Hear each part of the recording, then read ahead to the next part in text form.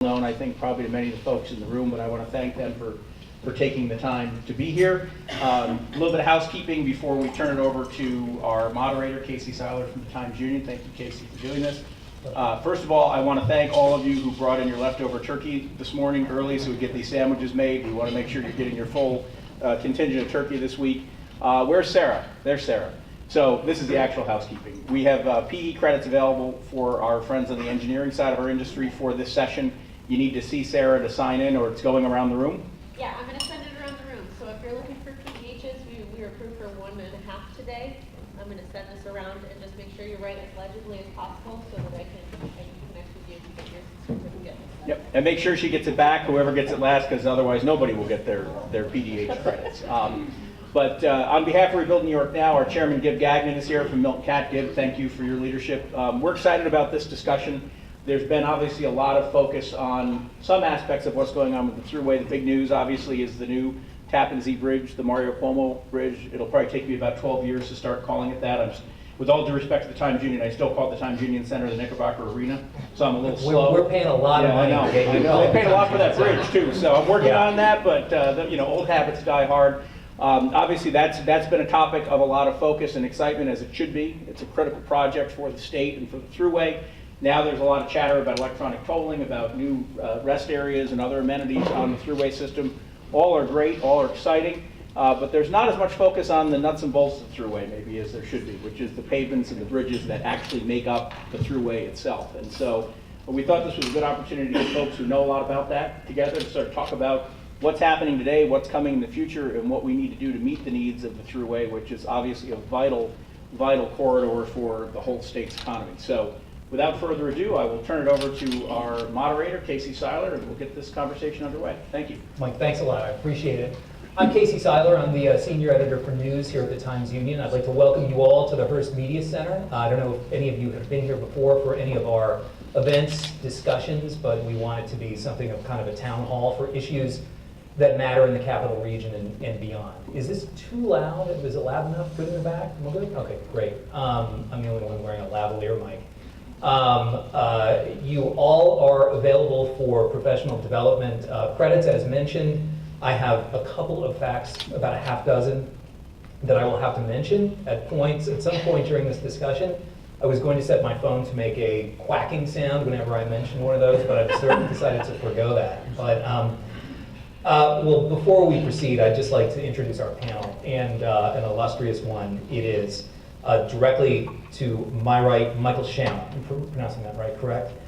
Former chief engineer of the Thruway Authority. Before that, he worked for almost a quarter century at the State Department of Transportation, where he rose to serve as chief engineer. He has also been chief engineer of the Thruway Authority, correct? And we think you might be the only person to have had those double roles, is that right? I think so. Okay, we're gonna say yes.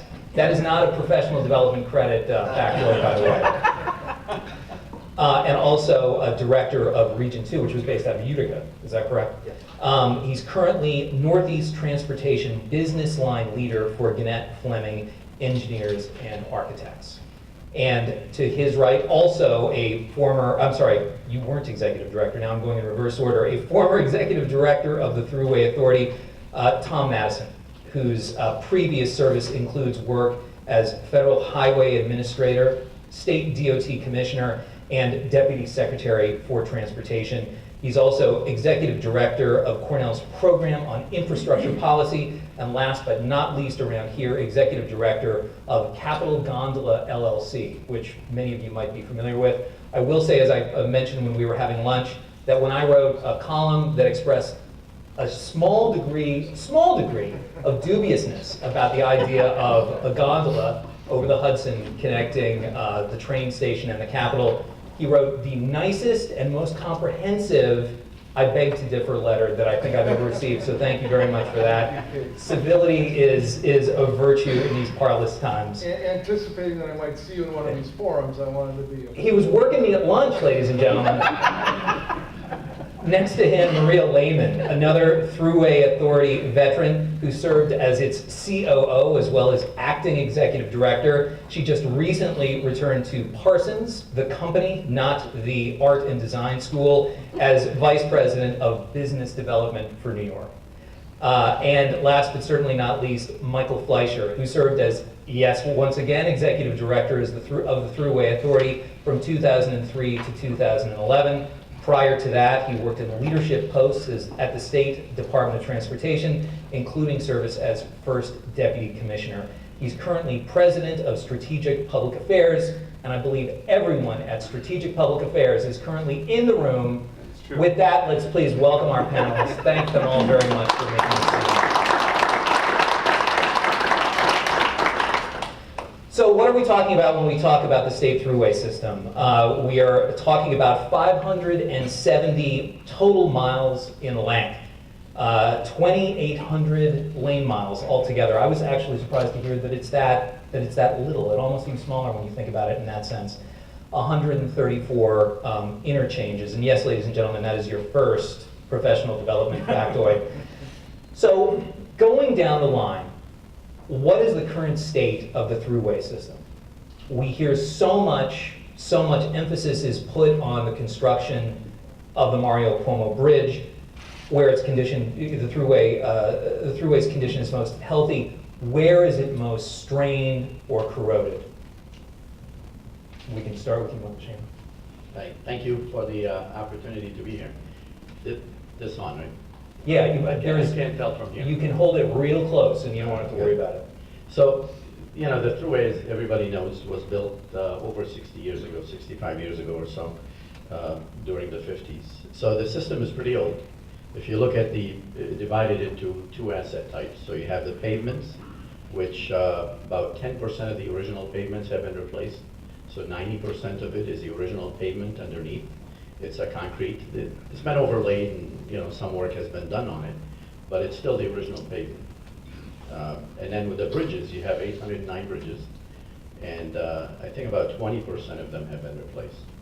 So over 600 bridges are at least 60 years old. And I always ask people the question, how long does a bridge last?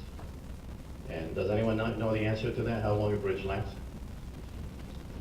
As long as you're keeping it up. Exactly. I mean, if you look at the Brooklyn Bridge, it's going to last forever, right? But your Vanilla Bridge, which is basically most of the Thruway bridges, anecdotal evidence and history shows you that it doesn't last more than 100 years. So basically, in the next 35 or so years, you have to replace all the bridges on the Thruway. Otherwise, what happens if you don't replace them is you end up spending a lot of money maintaining them to the point where it really doesn't make any sense, because of the staff hours and the money that you're spending. It just doesn't make any sense. So in order to do all that work, it's going to take a lot of money. But the conditions, you know, basically are fair to poor. It's not in great shape. Everybody who rides the Thruway can see that. And a lot of money has to be spent. I think a calculation has been made about how much it would take to replace the entire Thruway system, and it's about $15 billion. Obviously, you can't do that in 1 year, so you have to spread it over time. Tom, what's your sense of the condition of the authority's system? I guess this might be another way to put it. What to you is sort of the nightmare scenario, whether in terms of broad-based breakdown or a specific failure? Okay, well, hello. First, let me thank AGC for hosting this forum, and it's great to see so many of my friends that I've worked with for many years, including the four of us on stage here that have worked together in various capacities over the years. And this is a hometown crowd. In fact, for that first question that Casey posed, or that Mike referenced about how long a bridge should last, everybody here, she said, if you were building it, well, it would last 200 years. So you got to get involved. But you know, your question, I think the general state or condition of the Thruway is not nearly as good as it should be. You know, it's a premium roadway, a facility where customers pay. Some would argue, in addition to their tax base and their regular contributions to the fundamental purposes of government, they have to go and pay a toll to ride on this facility. And historically, it has maintained a much better profile of condition rating. The pavement, the bridges have typically been in better condition when compared to other facilities like it, other toll roads around the country, but certainly other roads around the state that don't enjoy that additional expenditure. And unfortunately, I don't think that that can any longer be claimed to be the case, because even though there's still significant investment being made in the facilities, I think it can be argued the level is nowhere near what is necessary.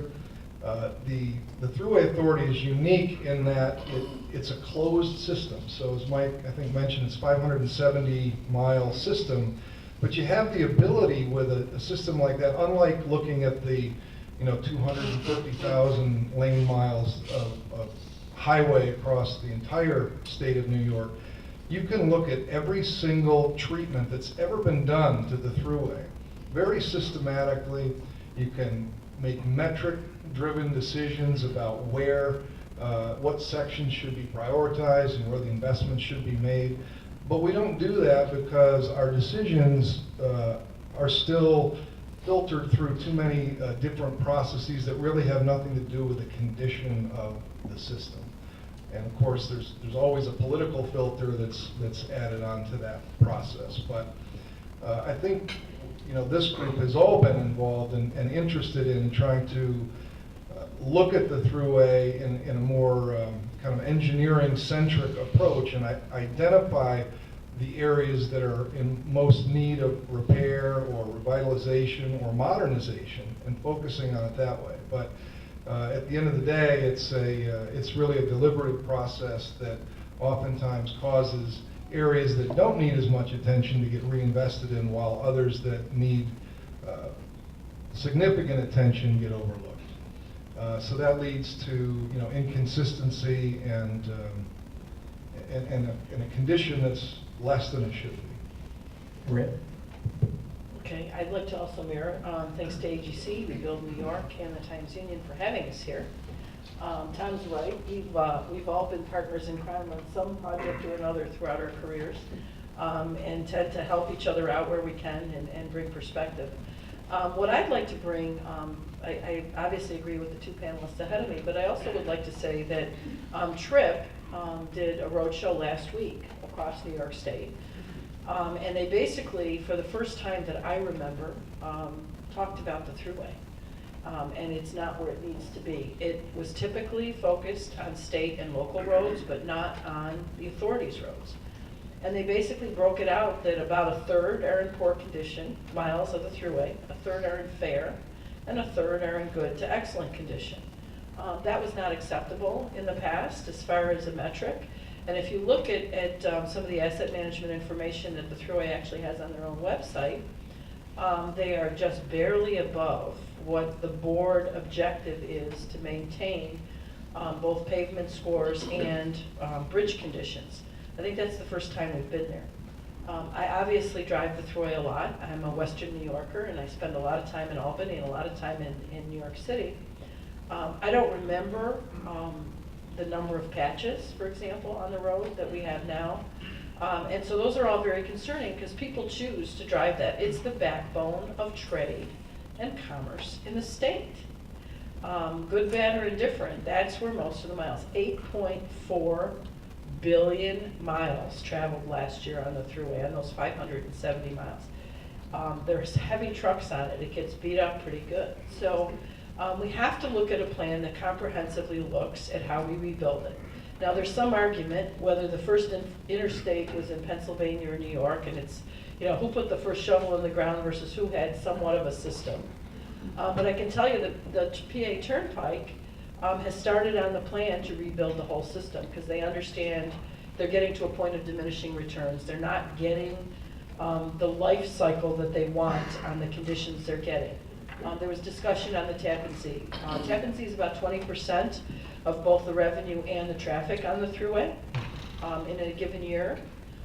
It was also the worst asset if you look at one asset class. There was almost $1 billion spent in the decade rolling up to that replacement. And punch-throughs even during construction.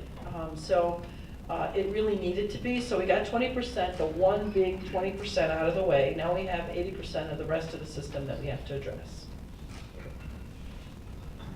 Thank you. And not to reiterate, what was said, I do think the Thruway, having been there most long ago, is in better position now than it was when I was there. Even though we did do toll increases and did do a pretty robust capital program, the asset management system that's been developed started while I was there, but is much more robust now. There is more information about which bridges should be done, when they should be done. When I was, the question I was never able to discern, even at that time, was why do we replace some bridges in the Albany division, but we're rehabbing a bridge in the Buffalo division that are essentially built at the same time or in similar condition. So I do think the story to be told now is a Thruway authority that, thanks to the people to my left, know a lot more about the assets they have, what treatments make sense, and with a longer term look can make the right decisions. Because Maria's right, we spent on the bridge deck alone on the Tappan Zee Bridge $300 million because we didn't know if we'd ever have the resources to actually replace the bridge with the Merida Cuomo Bridge. So if the Thruway has the resources in a longer term view, 10, 15, 20 years, they will make smarter decisions, longer term decisions that would benefit everybody.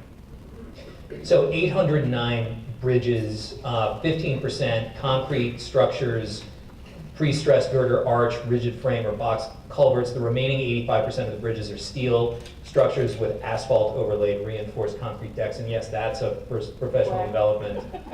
You were saying roughly a third of them are in deficient condition or rated as deficient, is that correct? In the pavement conditions. Yeah. I think it's a little smaller number on the bridges, but there's still a lot of issues, both of the Thruway itself, over other features, and the bridges that maybe the locals own that go over the Thruway, or the state owned. So it's a combination, and so there's a partnership. It's not just about the Thruway. It's also about the state DOT in some cases. Sometimes it's a county, sometimes it's a local municipality. So it becomes a much more difficult conundrum. When I was Commissioner of Public Works for Erie County, we had a number of those bridges. It depended on who came first, okay, as far as who got the piece of the asset. I had a number of bridges where the Thruway actually had the substructure, and I had from the deck up. That makes for a complicated project and complicated public involvement and complicated funding agreements and a lot of crazy stuff. So it's, on the bridge side, it's a little more complicated because you have a lot of that, especially when you're in upstate. Is it fair to say that when you've got a situation like that, that those are the bridges that are more with a complex sort of responsibility, as it were, those are the ones that are going to end up really going until they really, really need the help? Not necessarily. I think it really depends. Yeah. I think the issue becomes on a good chunk of the Thruway. I think if you're looking at 87 from Albany down into the city and the piece of 95, it's about the volume and the capacity issues and some of those things. If you look in the Syracuse and Buffalo division, it's the lake effect snow. It's the amount of salt you have to put down to keep it passable and safe. When people talk about infrastructure in the Northeast and kind of bash us, first of all, we were the first infrastructure. Second of all, we're not having issues like some of the other states where they have hurricanes and they're replacing them pretty regularly. So they're much younger. And we're facing not a midlife crisis, we're facing an old age crisis on the Thruway.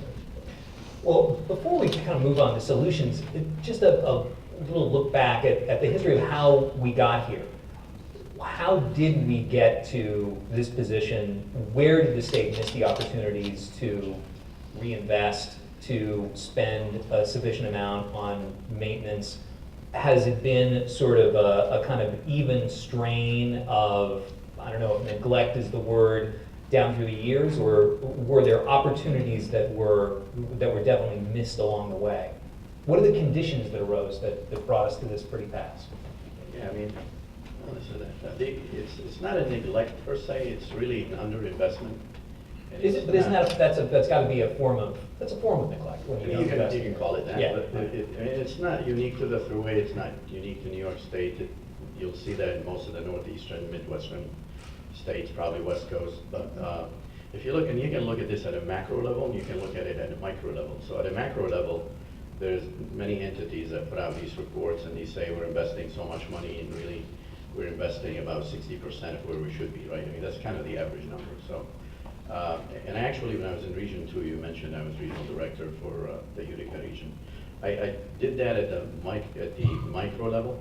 So I took the amount of money that was given to me for the capital program and maintenance, and I did the analysis of what everything, and I divided it into tiers. So the very first thing you have to do is safety, right? That's first and foremost. So you have to keep everything safe. So if something needs to be fixed, and there it was a little bit different, you have traffic lights and things like that. So you take that, and then the next thing you say, okay, now what do I do to keep things in a state of good repair? And then the third tier is enhancements. And that applies to the Thruway as well. Safety, state of good repair, and enhancement. There are areas that are congested, as people would know, and the customer's expectation is I'm paying more money here because I'm paying cash or easy pass, so I want to be able to get to my destination without, spending an hour extra in traffic. And if you look at the investment levels, again, it's not unique to the Thruway, you will see that you have enough for safety, you don't have enough for state of good repair. So you basically, the cutoff is somewhere in that range of the state of good repair. And so anytime you make an enhancement investment, it's basically at the expense of the state of good repair, right? So, and when I did that micro analysis, believe it or not, the number was about 60%. So when I was at the Thruway, I tried to do the same thing. And if you look over the last few years, the average program, and I could be off on the numbers, but it's about $285 million a year. The right number really is about 450 million, no matter which way you slice it. So that's where, and that's cumulative. So every year we're under investing by 120, $130 million. Over time, it adds up. I think the maintenance on the Thruway is pretty good actually, and that's the only reason really that you see that the bridges are, safe and in as good of a shape as you can be with the level of investment that is made, but it's not enough. I looked at a pavement section that was in Rochester at the time, so I worked with the Buffalo division, and I had them quantify for me the amount of money they're spending in staff hours and material, because we were trying to delay the project, push it out, because we didn't have the money to do it. And if you add up all the amount of time you're investing in it and the amount of money, it really makes 0 sense not to do the project. But then you say, where do I get the money? If I do this project, it's going to be at the expense of another project. The other thing that ends up happening too, it's like when you go to a Home Depot and you see, you're buying a fan for your stove and you see good, better, best kind of thing. Sometimes the treatment that you are implementing is even less than good. As a matter of fact, I was talking to someone this morning, and you do a project sometimes, you do an inch of overlay or something like that, and you come back a year or 2 years later, the pavement looks exactly like it looked before you did the treatment. So in essence, you just spent money To do it twice. doing nothing. Yeah. Right? So you make it look good for 1 year, and then you're back where you started. So that's where that came from. Tom? Yeah, and in order to do those types of things that Mike's referencing, you need to raise money. It's a toll road, it's right there in the name. So that would indicate that we need to have in order to have a sustainable set of infrastructure conditions across this super highway, we need to have a regular interval of investment, and in order to make the kinds of significant investments that Mike is talking about, to keep the system in a state of good repair, you need to have a steady stream of revenues to support that. And instead, for many years, we were going in the opposite direction. We actually cut hundreds of millions of dollars out of the capital investment program, in large part to focus on on the biggest money generator on the facility, but also the heaviest used segment of the Thruway, the new New York Bridge. So that's where that political overlay comes into play, and that's not directed at any particular politician or any particular era, because it's always been the case that there's this reluctance to fund the system at a level that is necessary. And that's a real problem, because politicians don't like to hear me say this, but I think the reality is there's an enormous disconnect between what politicians perceive as problematic at the voting booth and what their constituents see with regard to raising tolls or with regard to investment and infrastructure. These are quality of life issues, right? If you're a wealthy person that has a fancy car, we talk about different methods to raise revenue differently, like having these high occupancy vehicle lanes where you could pay a premium on a toll road to accelerate your commute, for example. They're termed Lexus lanes, right? Because only the rich people are going to go in there.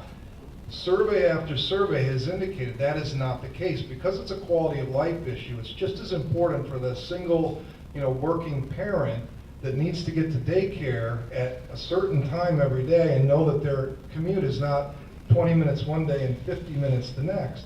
These are issues where they mean something to people that are using the facilities every day, and these folks are willing to pay additional cost as long as they can tie it into something substantial that has a strong and favorable impact on their own lives. So when the politicians hear tax or toll, they say, well, no, everybody's going to automatically not like that.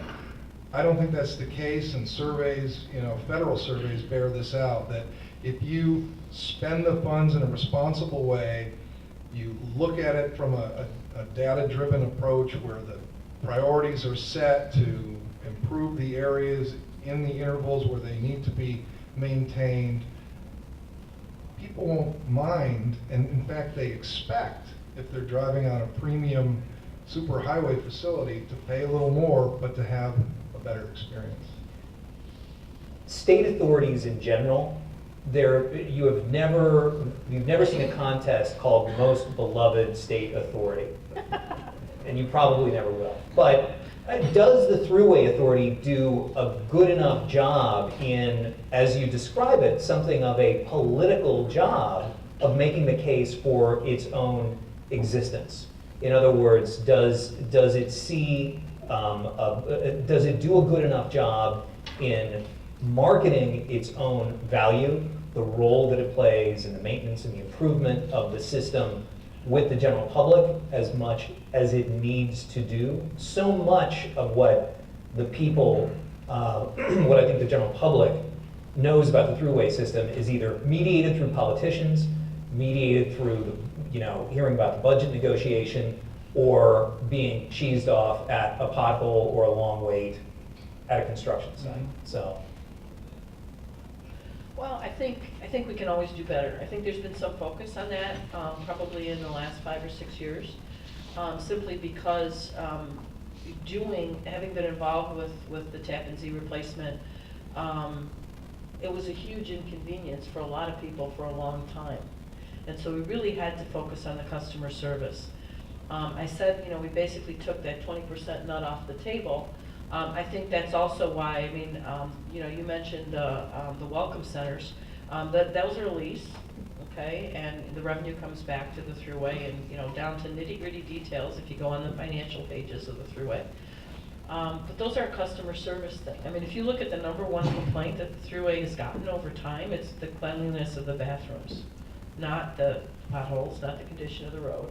It's the cleanliness of the bathrooms. That's what people care about. So I think there's been some focus with the board as it is comprised right now on looking at if we're going to make some of these investments for the future, we have to have people believe in some of the things we're doing. So I think some of the focus, bringing some tourism dollars in for welcome centers, re-looking at what we're doing at the travel and at travel plazas and getting travel information centers and things like that with tourism money coming in, I think is a critical first step. You have to show people that you're willing to do the things that are important to them. And I think there's, I think if you were to look through some of the surveys, some of the information out there that the general public is starting to have. There's still some confusion, we were supposed to retire those bonds and get rid of the tolls. Why do we still have a toll? And I heard that last week. That's the general public understanding, is that everyone looks forward to some kind of millennium when the tolls will fall away and the Thruway will essentially be free. If you were going to write or design a bumper sticker for the Thruway Authority, would it be the New York State Thruway Authority, look, you're going to pay for this stuff one way or another? I think we have to really look at that. It's an inelastic pot. I've said this over and over again, and I've said this at several public hearings for tolls in the past. There's an inelastic pot.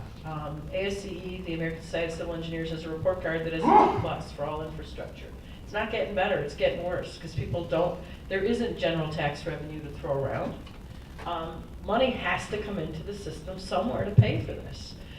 It's not about innovative finance, because we can do some innovative finance things. We need funding. You need to be able to pay for it somehow. So we have to have those difficult decisions. 20, 30 years ago, infrastructure was not, it was a bipartisan issue. Everybody wants infrastructure now, but nobody wants to pay for it. So we've got to come to grips with that and solve that problem, because you know, you can't build a healthy economy on a crumbling foundation, and that's what we're dealing with right now. Yeah, and I just follow up, it was from 1988 to 2005, there was no toll increase, and the talk was the tolls were going to come off. And we did two toll increases, one in 2005 and then another in 2009 that phased in a couple more increments. And get back to Tom's point, yes, there was a little bit of a hue and cry at the outset, but then people just went right about their business. You know, we delivered a capital program, we delivered some major projects, but I think the important thing for the Thruway, and as a public authority, I understand the point that they're not all beloved, but most people don't deal with a public authority. Thruway is probably the only upstate public authority that people actually get on and know they're actually on using a public authority's resource. They don't realize whether they're getting their water or whoever else they're getting it from a public authority. They don't understand that. But I do think that with a longer term view of the resources, the Thruway would make smarter decisions instead of the shorter term decisions that Mike was alluding to.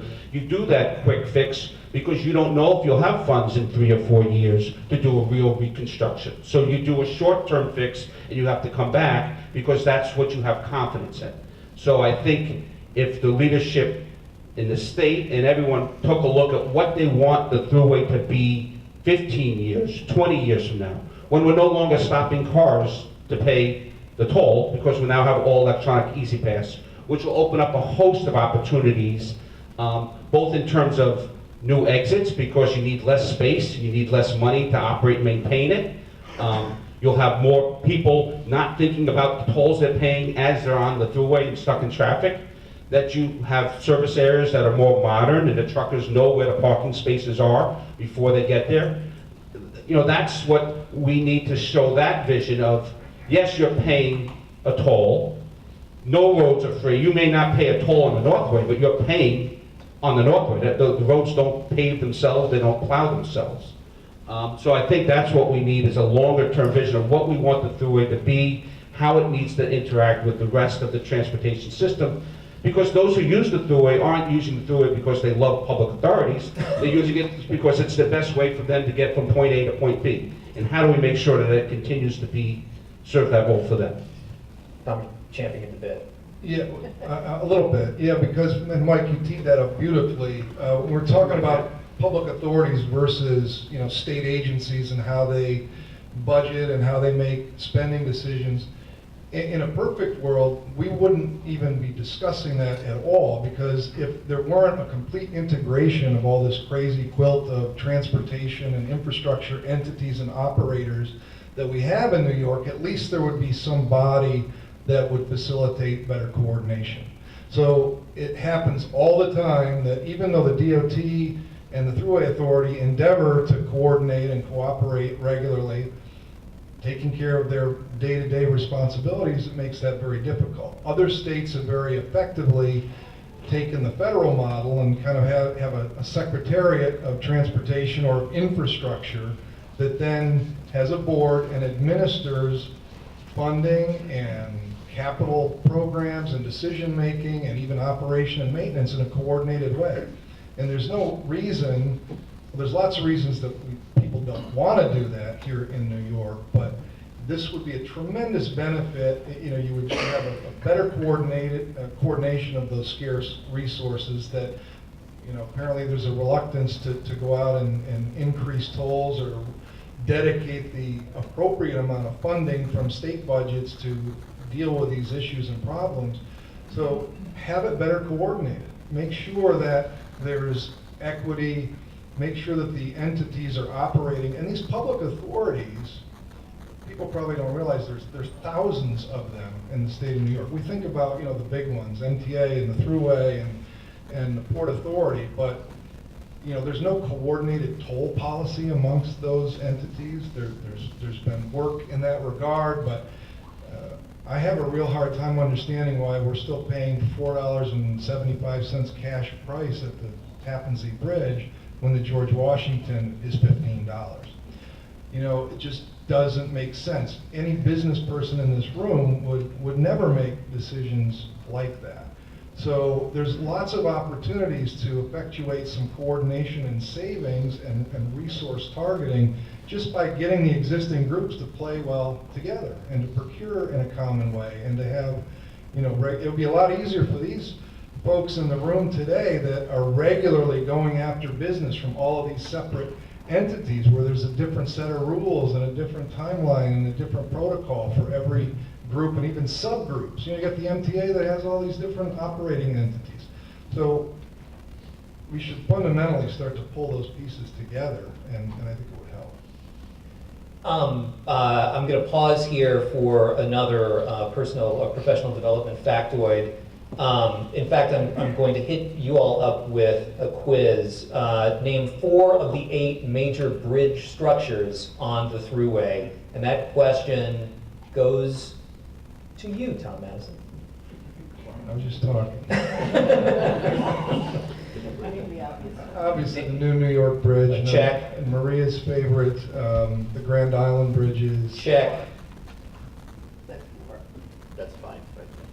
No, that doesn't count as 5. That only counts as 2. Castleton's a big one. Man, you're knocking these down. Okay, one more. One more. The Niagara Viaduct.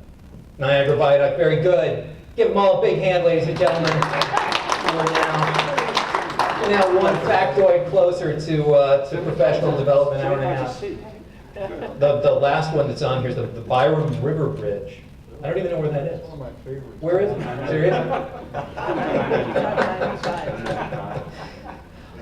Okay, so now to solutions. If a genie appeared and said, endless resources and revenue to do what you want to the state thruway system, how much is needed and where should it be targeted at this moment in the life of the system? I think you said you were talking about to replace the entire system, correct? And that was 15? 15 billion. Yeah. You know, and I'm not necessarily advocating for that over the next 5 years. Right. I mean, one thing that we used to do better in the state, I think, when I joined half a century ago, you know, we used to do more systems type thinking and long-range planning, right? And you asked a question earlier, I think Tom mentioned it, about how we communicate. And I don't think we do a good job of that at all. And the reason for that, and I'll say that as delicately as I can, there are always competing needs, and there are people at different levels that want to get out a different message, right? So, you know, at the engineering level, someone does the analysis and says, geez, I think it should be this. And then that goes through several different filters, and it comes out on the other end, and it's very watered down. It doesn't really make any sense. And I've been in a position where I've actually communicated directly with residents in the village about the conditions of the road. And, you know, I start the discussion where they're feeling sorry for themselves about, you know, the horrible condition the road is in. And by the time I leave, they're feeling sorry for me because they know I want to help them, but I can't because I don't have the money. So at the end of the day, Thank you. yes. Yeah. At the end of the day, it really is about what we're spending and what we should be spending. It's as simple as that. So if you do the systems type thinking, and the other thing I want to say about communication, and this is not a pejorative statement, but an elected official thinks maybe in a 2-year term, 4-year term. Really you have to do is you have to think in a 20, 30, 40-year term, right? So if I say to you, you know, if I go to you and say, look, we need to spend more money, and you say to me, when are we going to fall off the cliff? I can't tell you it's going to be in the next 5 years, and I can't tell you it's going to be in the next 10 years. But it will happen. And if you don't start addressing it today, someone down the road is going to pay for it. So we, as people who are stewards of the existing system, and for our children and grandchildren, we have to make the right decisions, which I don't think we're making for the entire system. We're making it in selected spots, but not for the entire system. So if I said, as I said earlier, 35 years from now, pretty much all the bridges really should have been replaced at that point. Because you're not gonna last, and they're gonna become a maintenance headache, and you're gonna draw down on resources. So if you do the math, you have to replace about 15 bridges a year. The Thruway is probably replacing 2 to 4 bridges a year. Currently. Currently. Yeah. So there's always that deficit that's building up. At some point, somebody is gonna have to have enough money to pay at that, to replace 100 bridges in 1 year. That's not gonna happen. So this is why you have to make the decision now. This is why you have to think long-term. And this is why you have to make those investments. So if you spend the $400 to $450 million a year replacing bridges, replacing pavements, I think that would be fine. $500 million a year, roughly. A little bit less than that, but yeah, Yeah. I'll take $500 million. While we're talking 50 million, Yeah. but whatever. Yeah. I'd be much more aggressive than that, and I'll tell you why. I think if you look, I was there when we did a bond refinance or a bond issuance for the Tappan Zee, and we did 850 million.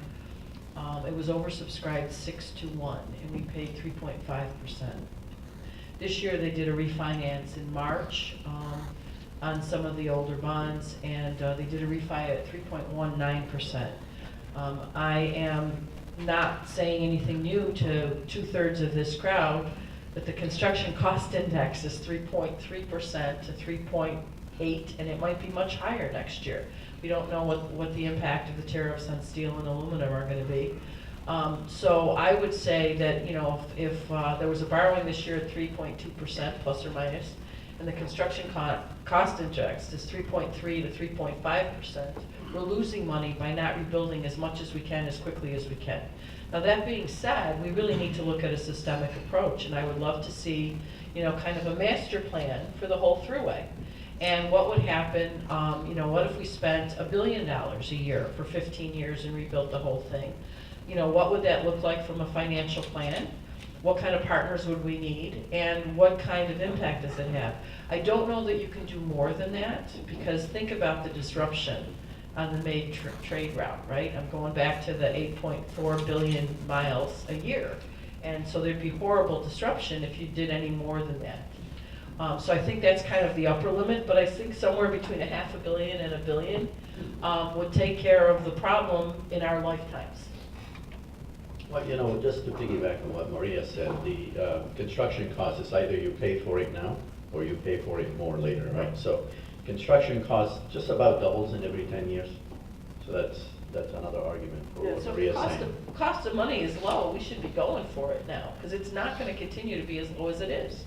So we should be going for it. If I could just highlight an example of what Maria's referencing, and she's exactly right. When we started the Tappan Zee development process, at least the attempt that actually resulted in a bridge this time, we negotiated a long-term, low-interest loan from the federal government to help us pay for that, $1.6 billion.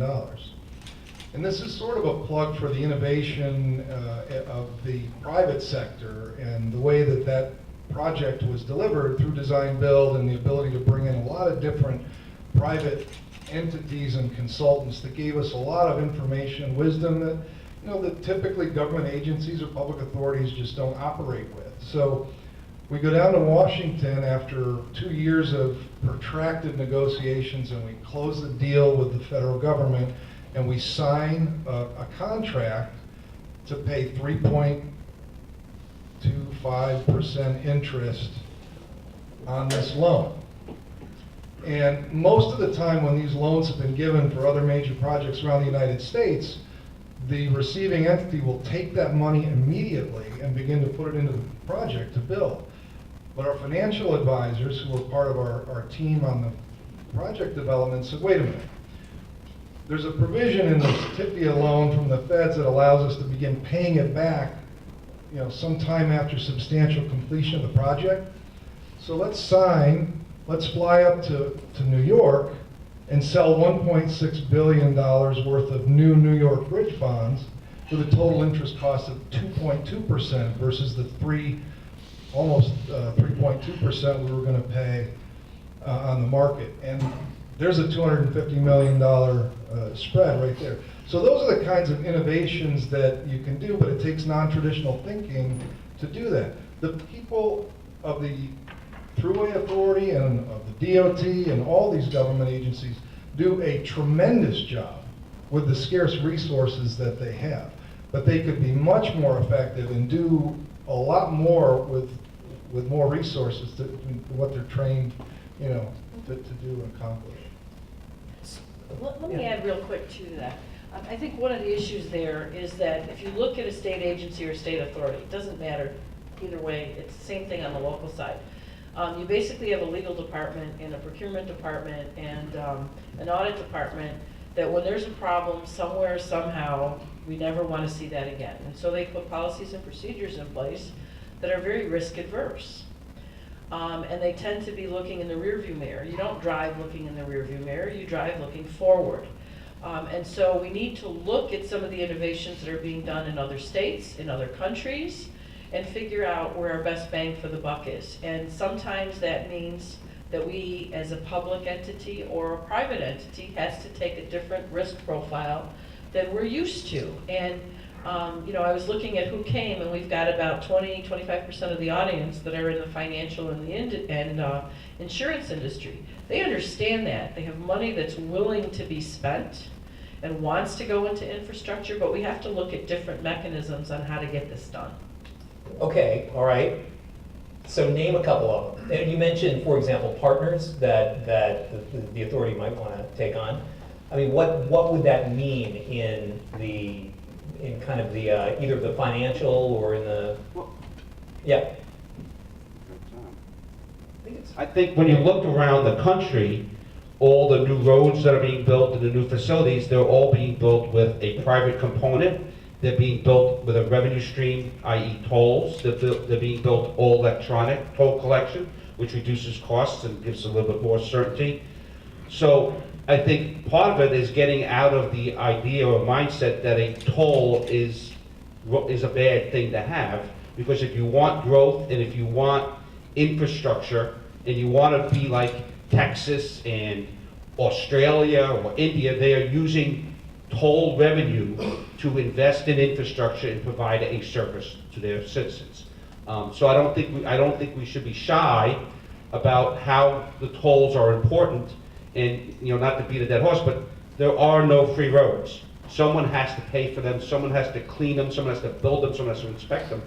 So I think we may have to be a little bit more aggressive, as the gas tax is not there anymore. The federal government may or may not be there anymore, and even if they are there, there seems to be a movement to incentivize private involvement, revenue streams. What the Thruway was 60 years ago is what other states are looking at to leverage resources to deliver services. Yeah, I would just add that you know, these other states that Mike mentioned, in places where there's a different level of innovation, are doing a lot of things with private equity and private investment. In fact, shamefully, New York is, I think, maybe one of 3 states that currently doesn't have the statutory capability to bring